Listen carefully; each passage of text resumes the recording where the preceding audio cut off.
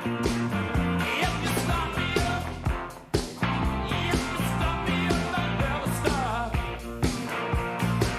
va Grégoire? Très bien Thierry. Allez, on commence par les femmes. Honneur aux femmes. Et on parle de foot. Lyonnaises, exactement. 13e sacre national. Elles sont championnes de France pour la 13e fois d'affilée. Ces Lyonnaises, on regarde des buts. Hier soir, il y en a eu beaucoup. Elles étaient du côté de Dijon, les joueuses de l'Olympique Lyonnais, qui sont allées battre les Dijonnaises 4-0 lors de la 21e journée du championnat de France.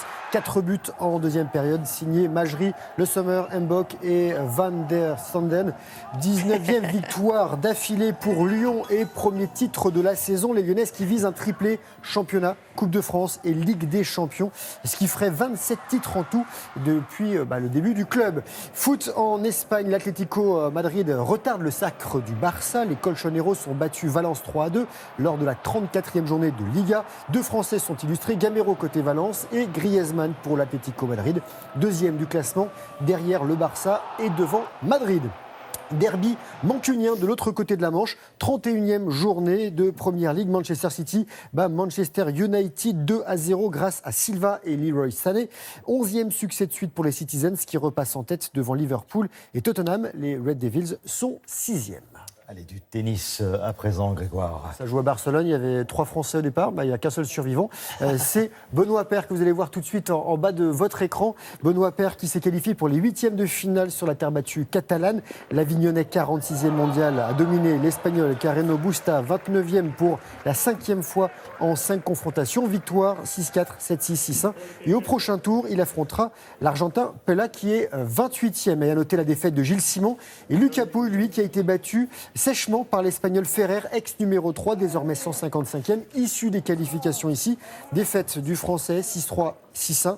David Ferrer qui affrontera au prochain tour Rafael Nadal, le roi de la terre battue, 2e mondial, qui vise lui un 12e sacre ici et qui est sorti l'Argentin Meyer 6-7, 6-4. 6-2. Du côté des dames, on joue en Allemagne, à Stuttgart, avec Caroline Garcia. Alors vous savez que c'est l'une des héroïnes de la qualification de la France en finale de Fed Cup ce week-end. Elle a été sortie d'entrée, battue par l'Estonienne Kontaveit 6-4, 6-3. Et du handball avec les quarts de finale aller de Ligue des Champions. Nantes accueillait le FC Barcelone. Les Nantais, trop juste, qui s'inclinent 32-25. Match retour le 4 mai. Et rappelons que Nantes a été finaliste l'an dernier. On attendait Julien Alaphilippe hier. Flèche wallonne, et il est arrivé. Classique belge.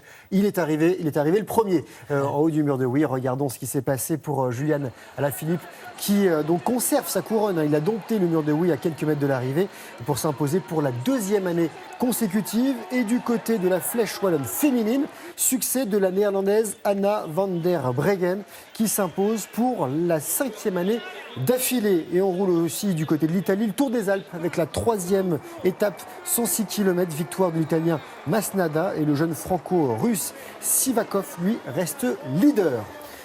De belles images de drone, nous sommes dans le Calvados. Terre d'Auge, lac de Pont-l'Évêque, première levée de la Transpaddle, course de stand-up paddle, des conditions idéales pour les 100 participants, plusieurs distances, 3, 6 et 12 km. Et sur la longue distance, victoire d'Antoine Ribaud en 1h20, 10 minutes de plus pour la première femme, Camille Huron. Prochaines étapes de cette Transpaddle, 22-23 juin à Caen, puis à Trouville, 14 et 15 septembre. Et je vous ai trouvé un dossard, Thierry. Et pour finir, direction l'Ardèche, dans un département qui est cher à mon cœur, avec le raid nature du Pont d'Arc, car il y avait 446 équipes au départ sur les différents parcours, et pour les plus courageux, 60 km avec 2100 mètres de dénivelé positif.